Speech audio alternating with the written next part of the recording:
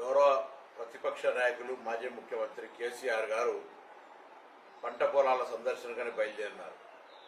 సంతోషం. శాసనసభ సమావేశాల చర్చకు రాకపోయినా ప్రతిపక్ష నాయకుని అనే బాధ్యతతోటి ఈరోజు పంట పొలాలు తిరుగుతున్నటువంటి మీకు తప్పకుండా మా ప్రభుత్వం తరఫున ఎక్కడైనా పంట పొలాలకు ఇబ్బంది ఉంటే చూపెట్టమని కోరుతూ ఉన్నాం. అదేవిధంగా మీరు పంట పొలాలు తిరిగే కంటే ఈరోజు కేంద్రంలో ఉన్నటువంటి భారతీయ జనతా పార్టీ ప్రకృతి వైపరీత్యం అంటే గతంలో మీరున్నప్పుడు అధికారంలో ఉన్నప్పుడే వర్షాభావం తక్కువ ఉండడం కారణంగా ఇలా భూగర్భ జలాలు అంటికి కట్టి దాని తదుపరి ఏర్పడిన పరిణామాల వల్లనే ఈరోజు అక్కడో ఇక్కడో రైతుకు నష్టం జరిగిందంటే ఇదే కారణం. ప్రాజెక్టులో నీరుల నిల్వ దాని మేనేజ్మెంట్కి సంబంధించి మీరు ఎప్పుడు ఎక్కడ చర్చకు రమ్మంటే కూడా మన ప్రభుత్వం చర్చకు రావడం సిద్ధంగా ఉన్నది. మీరు అధికారంలో దిగినాడున్నటువంటి ప్రాజెక్టుల వారీగా నీటి లభ్యత, నీటి యొక్క నిల్వలు ఈరోజు మేము దాన్ని ఏ విధంగా తాగునీటి అవసరాలకు సాగునీటి అవసరాలకు వాడినామో స్పష్టంగా చెప్పడానికి సిద్ధంగా ఉన్నాం. చర్చ చేయడానికి కూడా సిద్ధంగా ఉన్నాం. కరువు కాంగ్రెస్ వారు చెప్పింది అని అంటే నాకు అర్థం కాదు. మీరు అనుభవజ్ఞులు అనేక రకాల ప్రజాప్రాతినిధ్యం వహించినారు. ప్రకృతికి టీఆర్ఎస్ కాంగ్రెస్ కారణం కాదు. ఇలా మీరు కూడా కారణం అంటలేదు. కానీ ప్రకృతి వైపరీత్యం జరిగినాడు.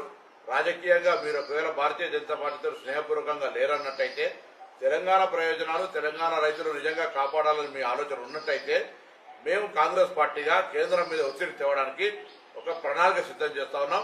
దయచేసి రండి. ఇది ఒక ప్రకృతి వైపరీత్యం. ఉత్తర భారతంలో ప్రకృతి వైపరీత్యాలు జరిగినప్పుడు రైతాంగానికి అనేక రకాలుగా ఆదుకున్నటువంటి ఉదాహరణలు ఉన్నాయి. ఈ రోజు తెలంగాణలో జరుగుతున్నటువంటి పరిణామాల్లో నీటి లభ్యతకు సంబంధించి కావచ్చు, భూగర్భ జలాలు పడిపోయినటువంటి అంశం కావచ్చు, వీటన్నిటికీ సంబంధించిన విషయం లోపల కేంద్రం మీద ఒత్తిడి తేవడానికి మీరు రావాల్సిందిగా కోరుతా ఉన్నా. ఈ దశ కరీంనగర్లో తిరిగే సందర్భంగా భారతీయ జనతా పార్టీ పార్లమెంట్ సభ్యుడు ఏది పడితే అది మాట్లాడుతూ ఉన్నాడు. రైతుల దగ్గర ముసలికా నీరు కాస్త దీక్ష చేస్తా ఉన్నాడు. ఆయనకు కూడా చెప్తా ఉన్నాం, రండి. ఈ దీక్ష అనేది గల్లీలో కాదు, ఢిల్లీలో మోడీ దగ్గర చేయాలి.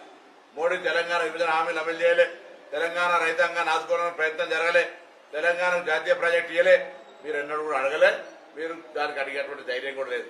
ఇవాళ నిజంగానే ప్రకృతి వైపరీత్యానికి మీరు సంబంధించి రైతుకు నష్టం జరిగిందని భావిస్తే తప్పకుండా కాంగ్రెస్ పార్టీతో రాష్ట్ర ప్రయోజనాలు తెలంగాణ ప్రజల యొక్క ఆకాంక్షలకు అనుగుణంగా నరేంద్ర మోడీ గారి దగ్గర అడుగుదాం, ముందు రిప్రజెంట్ చేద్దాం. మాకు కేంద్రంతో కొట్లాడే ఆలోచన లేదు, మాకు ఎటువంటి పేషిజం లేదు. ఈరోజు కేంద్రం నుంచి పూర్తి రకంగా సహకారం తీసుకోవడానికి మేము సిద్ధంగా ఉన్నాం.